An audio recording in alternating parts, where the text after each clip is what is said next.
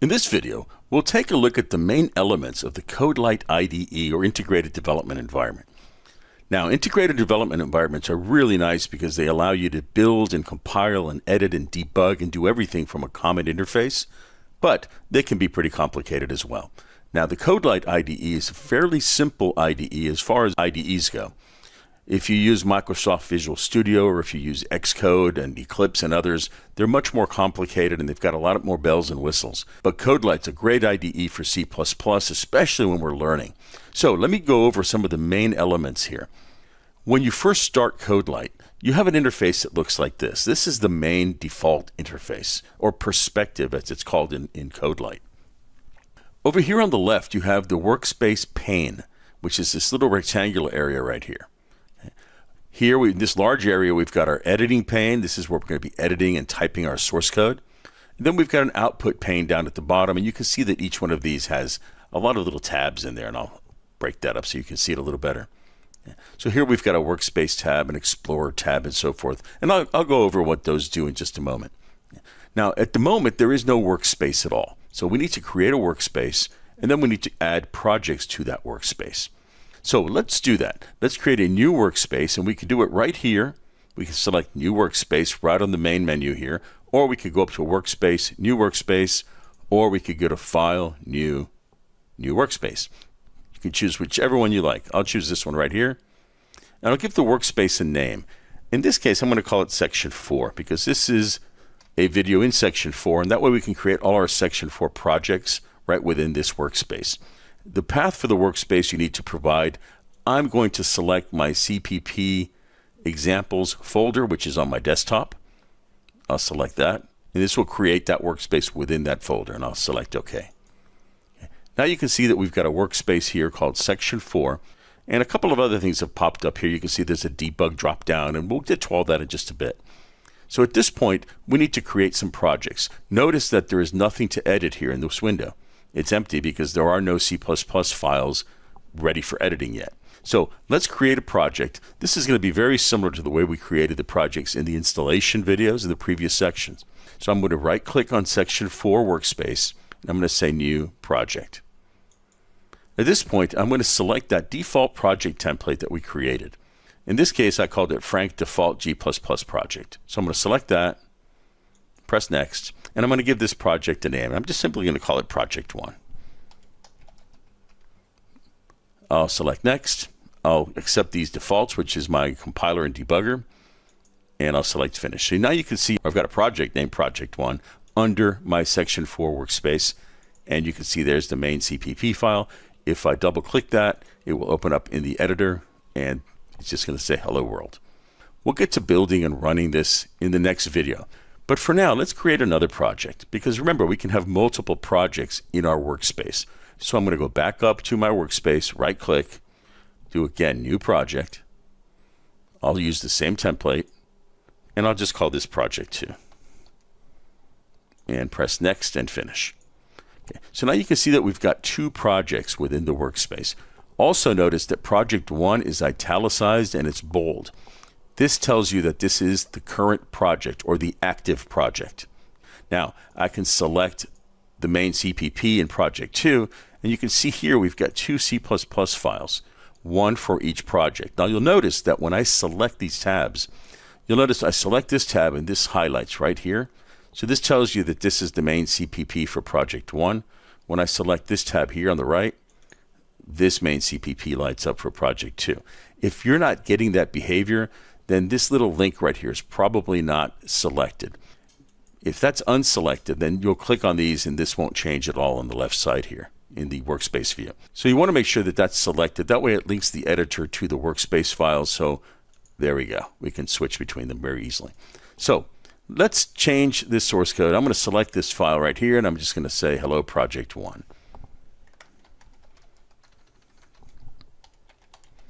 And I'm going to save it with Control S or Command S. And I'm going to select this guy right here, and I'm going to say hello project 2. That way we'll be able to see the difference when we run them. And again, I'm saving it. We could also do File, Save. That's it. Now, suppose I want to change between projects. So here, notice that project 1 is the active project. you can select the active project just by choosing it here from the download list. You can see when I hover over it, it says select the active project. So that's as simple as that. You can also double click on the project name. So if I double click on project 2 is now the active project. Project 1 is now the active project. Now, what does active project mean? Well, when I build a project, let's say I come up to my build and I say build something, run something, clean something, and I'll get to all this in the next video, it's going to apply it to the currently active project. It's real important because suppose that now you're here and you're modifying this source code here, and then you build and you see nothing's changed. Well, that's because this project 2 is not active. Project 1 is the active project. So when you build and run, it's going to run project 1. It may seem like this is pretty hard to keep track of, but it's really not. It's really easy to keep track of what project is active. And using this little link editor, you can obviously see which file you're working on. So it's pretty easy to do. There's a couple of other things that I wanted to talk about here. In the editor window here, you can see that we've got line numbers selected. Okay, so that the IDE is displaying line numbers for us. This is handy because the compiler errors will give you line numbers, and it'll also throw you a little error right here. It'll show you a little mark that says, hey, the error's here, which is kind of nice. I'm going to keep the line numbers on for me. You can choose to not use them if it distracts you, but in the course, I'll refer to line number 7, line number 5. That way, it's much easier for you to follow along. If you want to get rid of those line numbers, you could just go up to Settings, Preferences, and right under Editor, you could say Show Line Numbers in the margin, and you could just uncheck that. There's a whole bunch of other options. The other thing you might notice is you'll notice right here to the left of the int, there's a little triangle. That's called a code folding triangle.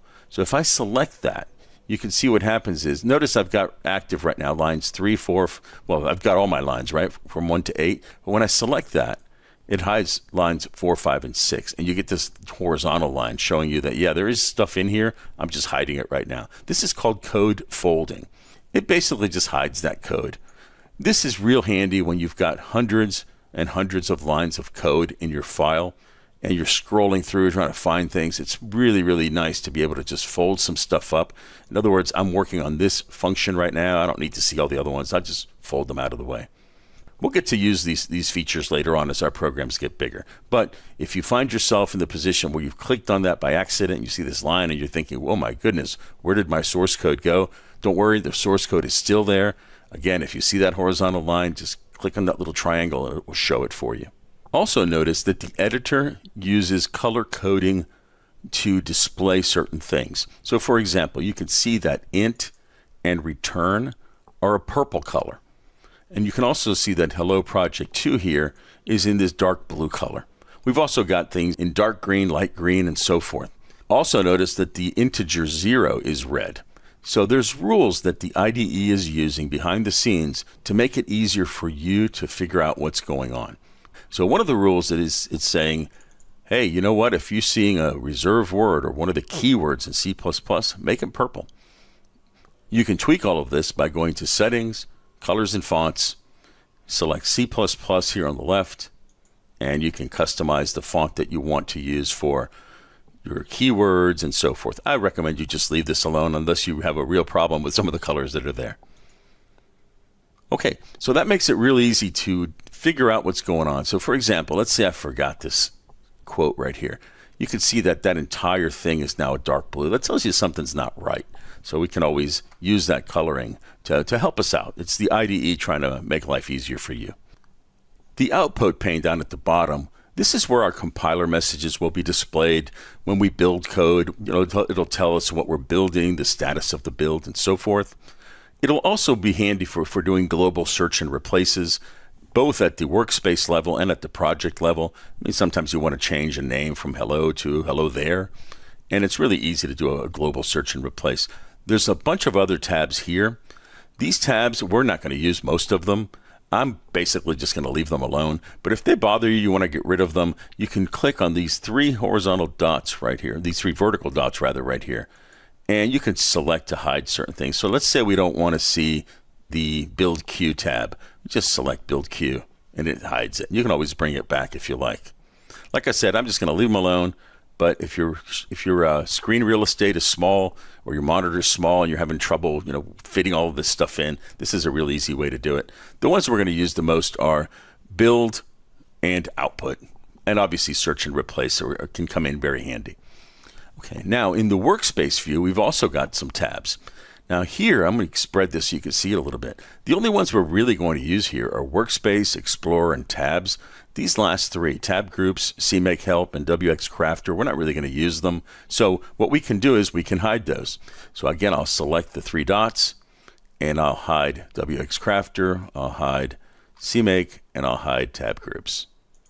That's it. That makes it a little less cluttered, and it's kind of nice to see it all there. This little drop-down arrow here, if I'm in Tabs and I select Download, I can go to Workspace. If you only have 3 tabs, it's not really a big deal, but if you've got a lot of tabs, then it's real nice to be able to do that, especially when they're hidden and you can't see them in a situation like this. So the last thing I want to do is I want to show you that you can actually move these panes around. Now this is the default perspective that you get out of the can.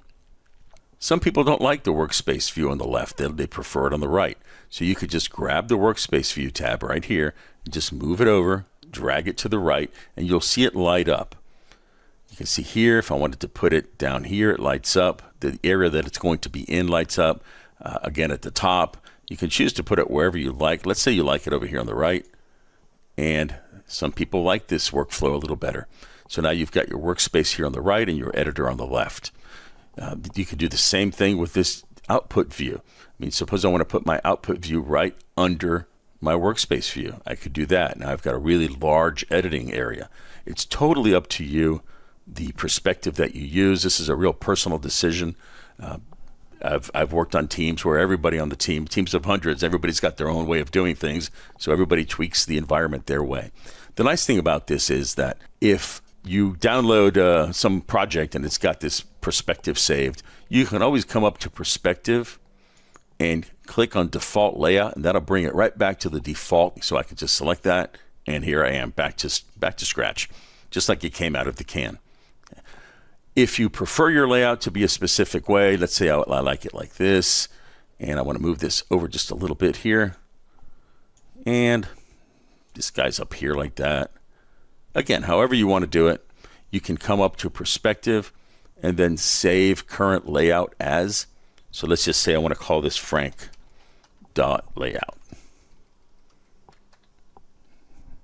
And I can save it. So I can switch between the default layout, and if I want to go back to my own layout, I can go back to Frank layout. Really, really easy to do.